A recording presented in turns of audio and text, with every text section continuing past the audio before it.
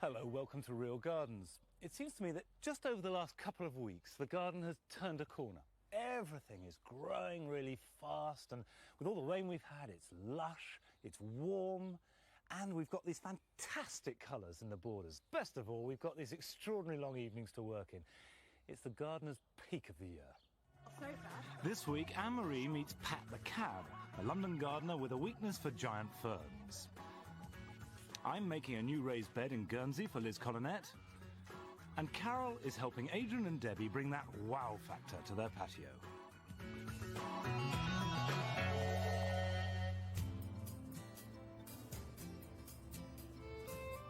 Despite having back trouble for 12 years, Liz Collinette has still managed to produce a stunning garden overlooking Vale Pond in Guernsey.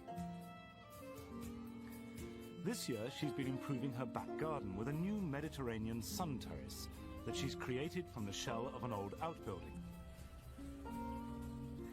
So this is pretty much done, isn't it, Liz? It is almost. Surrounded by plants. Isn't it wonderful? Tropical, Mediterranean. Where did you get the granite basins from? A young friend of ours made them, and he's a very skilled granite man. Made especially for the job? Made especially for the job. Fantastic. Yeah, it's really nice, isn't it? Nice and deep for the wine to cool. So that's it, you were going to put your wine in there, weren't you? Yeah, rather. And is this campus intended to grow up over the top? It is, yeah. And I reckon that one will go up over the bit of the roof there, I hope, anyway. Nice red trumpets. It should be pretty effective, I think. So that will give you shade? A bit of shade, yes. You're saying this gets too hot? Really? Far too hot, yes. And you've got your citrus outside. Impressive, isn't it? I thought I'd better do it quick before you came. Yeah, I mean, they'll be healthier for it. Yes.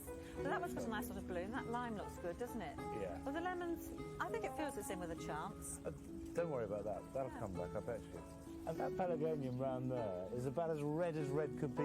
That pelargonium's a geranium. A geranium as opposed to a true geranium. Is it really? Yeah, pelargoniums are the geraniums with the fat leaves. Geraniums are the ones you plant out in the borders. Oh, really? Yeah. I like it. It's jolly. Yeah, it is. Good with a brick. And the million bells, you see the little red thing down there? That's pretty. That's only an annual, but it's just nice to have something drooping a bit, isn't it? So this is a completely happy and success story. I mean, really, it's like an open-air conservatory, isn't it? Yeah.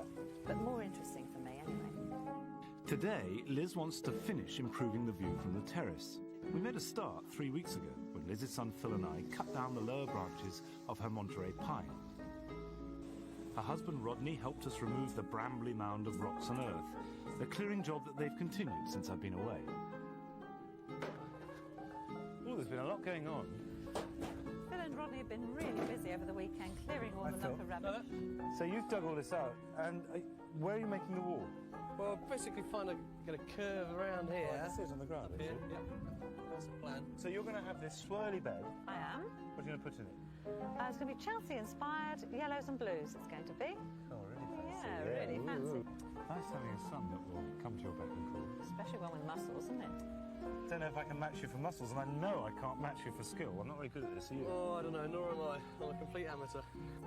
So what's your technique? To make a row of big stones along the bottom? Yeah, big ones on the bottom. Get a rough look, well, pretty good line. You lay them, I'll bring them to you. Okay.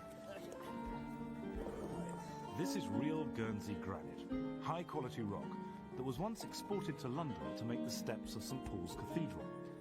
In Liz's garden, there's been so much rebuilding over the years that we've only had to root around to find stones in all shapes and sizes. With a bit of trial and error, it's a fairly straightforward job to build the wall like pieces in a jigsaw puzzle. The wall will tilt slightly inwards, so that as the soil settles, none of the stones are pushed out of place. Once the soil is compacted down at the sides, we can create a handsome and sturdy raised bed. You're doing well. Lovely. Could you do with some of this to put on it? Yeah, I think we should dig in lots, because if we do it now, while it's empty and we've got the weeds out and no plants, dig it all in, then we can plant really fast. Yeah, fine. 8 barrow loads of Liz's mixture of well-rotted seaweed and horse manure will improve the soil and get our new plants off to a healthy start. Look out, Charlie. Whoa, look at those plants.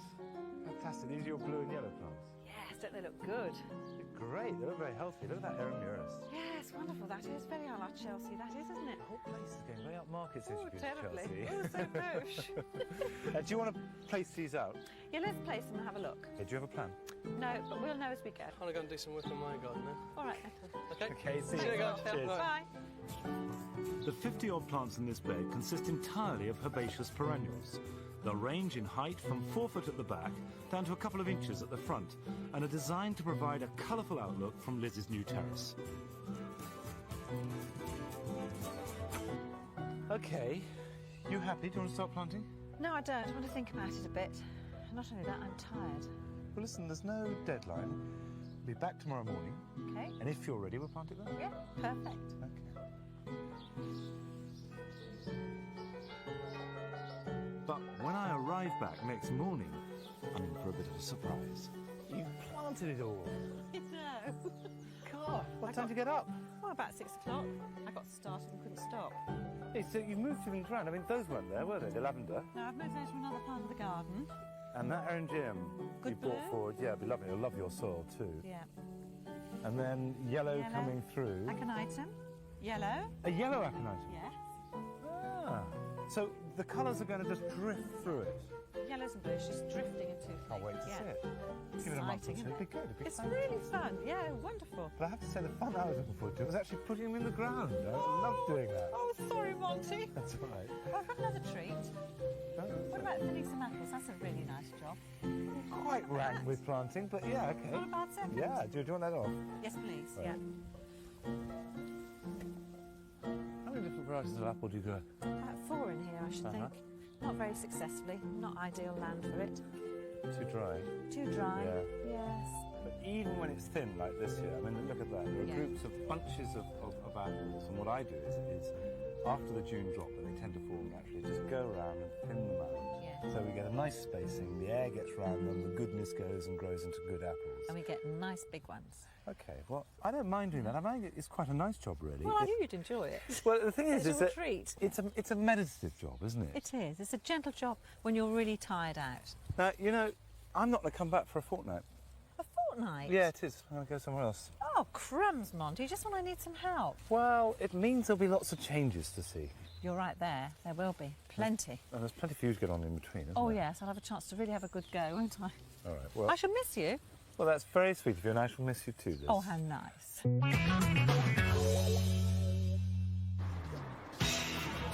We're in North London this week, visiting a new real gardener, Pat Wallace and his wife Sandy. He's known as Pat the Cab after 7 years as a London cabbie, and he has a passion for plants. When he's not picking up fares, his cab's often stuffed full of palms. Waiting for your taxi, which taxi never come. Waiting for your taxi. And I was actually at a set of lights one day and a guy got in the back and actually got the door open but couldn't get in because there were so many plants in there. And I did explain that I wasn't working, but he said he was desperate for a cab, so in the end I gave him a free ride to where he was going and he sat amongst the plants. Pat is a connoisseur of tender exotic plants. His small courtyard garden in Islington is a jungle of palms and tree fern. The good thing about this garden, it's evergreen. If you have English plants, if you come in October or you come out in January, there's nothing, it's just dead ground. But you come out here, you're on holiday. I'm in Portugal, I'm in Greece, and I can look around and find all them sort of plants. That's the reason for the garden. But Pat's wife Sandy sees the practical side of creating this urban paradise. He spends a fortune on these palms. Mind you, he's always down the market and getting them at good prices, but he does spend a lot of money. Pat's plants are thriving, but they can't be seen to their best advantage. He really needs some design advice, which is where Anne-Marie Powell comes in. Wow, this is a jungle, not a garden, isn't it? Well, I've got you here to sort the design out, haven't I? Everyone that comes in says it's a collection, not a garden. Yeah, So hopefully we're going to get that sorted. yeah, because it is almost like being in a nursery, isn't it? Just this row of palms along there. There's about 8 or 9 varieties Can in you there. talk me through them? I can, yeah. Amazing. This one's a Guadalupe palm, Right. and I just like the colour. It's just that Beautiful. little bit brighter than most of them are quite dark, but this is quite bright. Where are you getting all your plants from? Some come in suitcases when we go on holiday. Do you? This one I grew from seed. Did you The first really? one I That grew. phoenix? Yeah. I brought that back from Portugal about 15 years ago. You've got a lot of plants in pots as well, haven't you? Why haven't you put them in the ground? To get height, really. To pack it out, to get a bit more height, yeah. It's funny, though, because they're just kind of, like, jammed together, aren't they? And I don't think... Because they're along here, you can't really appreciate each one for its own merits. Do you know what I mean? If I laid them out properly, I wouldn't have half the palms I got. Right, OK. I've run out of space. I can only go up now. Yeah.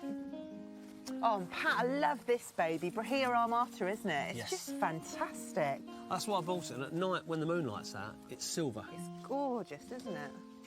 Pat has another great love, his collection of tree ferns. Well, this is Dickinsonian Antarctica. I've had this about 15 years. That shuttlecock's just it's got a beautiful. massive leaf span, hasn't it? These huge ferns are survivors of the dinosaur era from the rainforests of Australia. As old fronds die off, their remains gradually build up into these huge trunks. Pat also has some rarer tree ferns. These are Scyphia migillaris. And the problem with these is, if you walk from the top, which has happened to these, they just rot to nothing. So that's unusual because I was taught that you actually water them from the top down there, the crown. That's wrong. Well, I've got a friend that was a park ranger in New Zealand, and he tells me you should never water any of these from the top because it can rot them. Today, Pat wants some help with the planting job on a larger scale. A monster acquisition waiting to go into the fern-filled section of the garden. But first, if this Dicksonia antarctica is to be given a new home in the tropics of Islington, it needs a hole. So why have you put this hole here? Well, I thought I'd put this here to give a canopy to these to improve their health and growth. Really? Yes. Do you know why I think you put it here? Go on. Because it was the only space, really, for it to go. No, I could have made space. I could have taken another paving stone out. I think we're deep enough. I'm just going to put some holes in the bottom. Right, I'll let you do that. Just so the water can drain away a bit better. Pat makes his own compost, which produces an evil-smelling fluid, which he uses as a fertiliser. Why are you wearing these gloves? Well, there's lots of germs in the garden, isn't there? Yeah. I mean, when we put this lovely fluid in, which you can smell now... I'm not smelling it. I know what's going to smell like death. Oh, it's dreadful. I'm not quite sure if that's healthy. So I'd rather keep off my hands, my clothes and my food. That's dreadful. Now, if we're not quick, all the flies will be in the hole. That sounds nice. Right, now we're going to put a couple of spikes in. These wooden stakes are Pat's technique for giving the fern stability until the new roots form. Watch out for your fern at the back. The 11-foot trunk weighs a ton, so we've drafted in Pat's son Liam to help. This tree fern was allowed to dry out during its long journey, but now it's coming back to life, as we can see from the unfurling fronds, or croziers.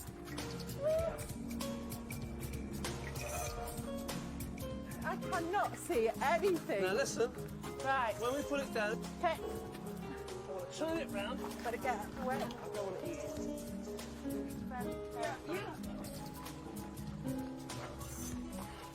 Right. Right, we're in. Oh, Whoa. right. Now then. Oh, it's pretty good, actually. That is straight that way, but I'm You not think sure. it looks better straight or an angle? Or at an angle, because they're more at an angle in the wild, aren't they? Put it forwards then. So, no, it looks horrible. Just looks awful. Just straight like that is great. Once the last two stakes are in, we pack the hole firmly with compost until the trunk is stable. Feels good, doesn't it? Oh, it smells lovely. Yeah, That feels good. Don't let go. Off it, that looks good. You must admit, when you get 4 feet either way... It's absolutely stunning, actually, isn't it? I think it really is. How old together. do you think it is? I was told it was over 100 years, being that height. Wow. Tree ferns absorb water over their entire surface. As Pat's New Zealand expert advises, we don't water into the crown to avoid rotting the new croziers, but we do give the trunk a thorough soaking. What are we going to do next time you come? Well, I reckon we ought to organise your jungle and move it about and put some things in the pond and really kick some action into it. No. I think not. I think you're Why not to go. After the break, Carol is helping Adrian and Debbie bring a touch of Chelsea to their Devon garden.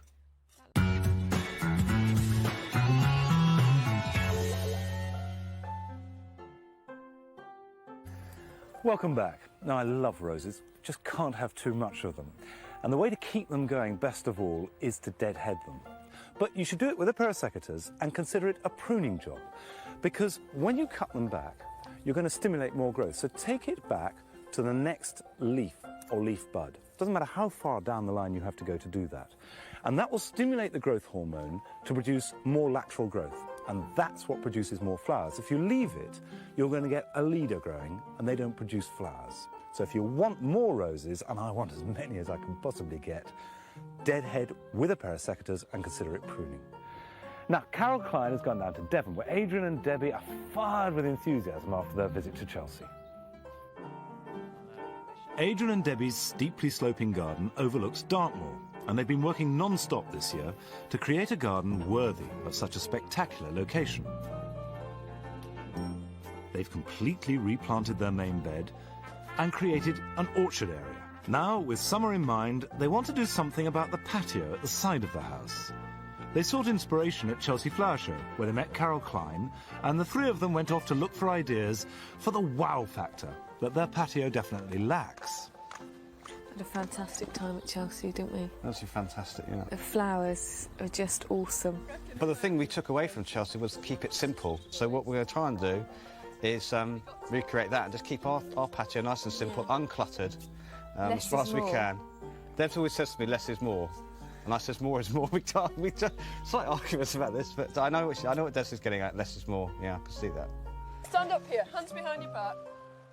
The visit to Chelsea has given Adrian all kinds of ideas. What do you think? I was going to ask what you have to do to enter. Oh, no. Well, I've already got designs. And some of those designs involve transforming the patio into the perfect place to sit and appreciate the view. All sorts of things have been happening here, haven't they? I love this trellis. Yeah, we've made a start. I think that's fantastic. And what's that weird-looking pipe? All will be revealed later. All Bit of a surprise there. Yes, all surprise for you. I've dug out that bed there because I really want a smelly garden. Right. Do you mean a scented garden? I mean a scented garden. Shall we go and look at it? You've got quite a lot of stuff in here already, haven't you? Yeah, well, I love the rosemary, and we've got fennel and sage, so I love just sort of plucking and chucking herbs on the barbie. Yeah, you get marvellous fragrance, don't you, instantly absolutely. from them. What's all this stuff you've put on the soil? Well, I knew you were coming today, so I've spread manure all over this bed so it's ready for Well, planting. it's very nice of you, and although I appreciate it, I don't think things like this rosemary would. Oh. I mean, the Mediterranean things are used to baking in hot sun, and that's what produces these oils. Lots of these really fragrant plants release these oils when they're hot and dry and impoverished. That's when you get the best fragrance from them. Right. So if you're going to have a perfume garden, perhaps we better do something about impoverishing it. I haven't dug it in, so we can hopefully just Scoop drag it away. it back. And you could go a step further. Do you know any builders up the road or anything who could give you a load of rubble? I think Yeah. it might be just what they need. Yeah, I'm sure I could find something to suit. Right. Adrian and Debbie have been out shopping and found a whole range of fragrant plants. Adrian's also managed to lay his hands on something suitably gritty. Oh, here's the rubble. All right. This is all the stuff the builders left over. Oh, it's fantastic. Looks just right. What is it? It's 3/4 dust. It's what they used to make cement. So lots of sand, lots and lots of little stones. Yeah, Just perfect. Yeah, well, I'm going to get on with the painting. Okay. All right. All right then. We'll do all the hard Don't work. watch, no. Bye. I think we ought to scrape all this muck Right. off this front bit first. Adrian's decided to warm up the patio area by painting the wall a rich terracotta colour. Meanwhile, Debbie and I are enriching the back section of the bed by scraping all the manure into it, and we're digging rubble into the front for the Mediterranean plants. Rubble! I think that'll do, Yeah. we can see quite clearly we've got this one area that's really well drained for all these things that like it dry and poor and crunchy, and then this other area which is luscious and really well fed and well manured for all those things that like a rich diet. But there's just one thing I noticed. There's this myrtle over here lurking behind the fennel, and that's a plant that really would like to come out into the sunshine. Right. So can I have your permission to shift it? Yeah, let's do it quick while Adrian's not looking. This handsome Mediterranean plant has aromatic leaves and will produce fragrant, creamy white flowers later on in the year. Now, how about right in that front corner? and just put it there. Now, what about this dianthus? Yeah. Dianthus like it alkaline, dry and well drained, so that's exactly what that one's going to get, isn't it? It smells lovely.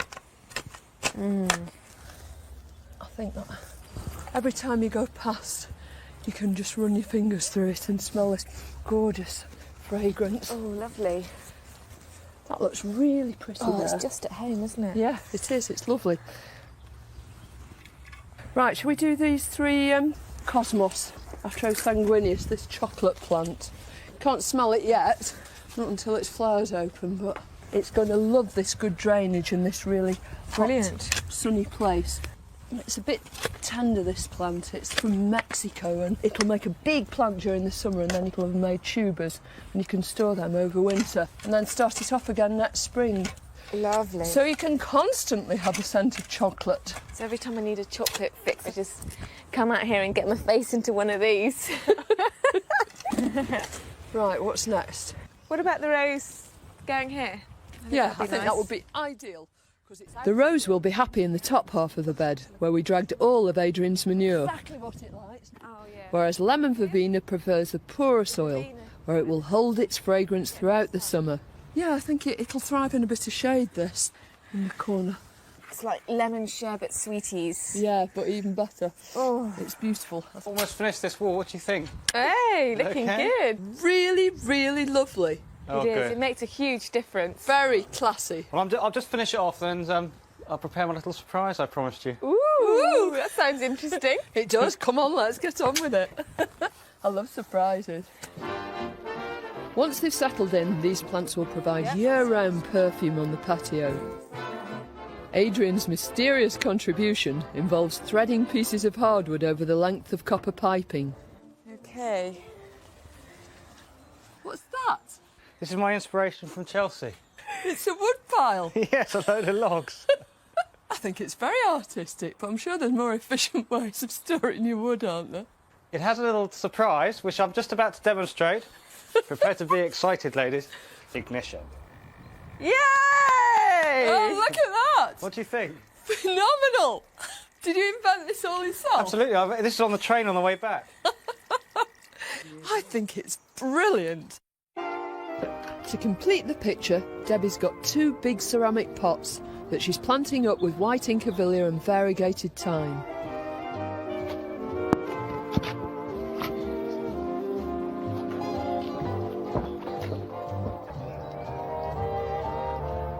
The terrace that was once Chilean and inviting is now the perfect place to end the day. Just in time to enjoy the evening sun. Wow. Isn't that perfect? I think we can definitely say wow now, can't we?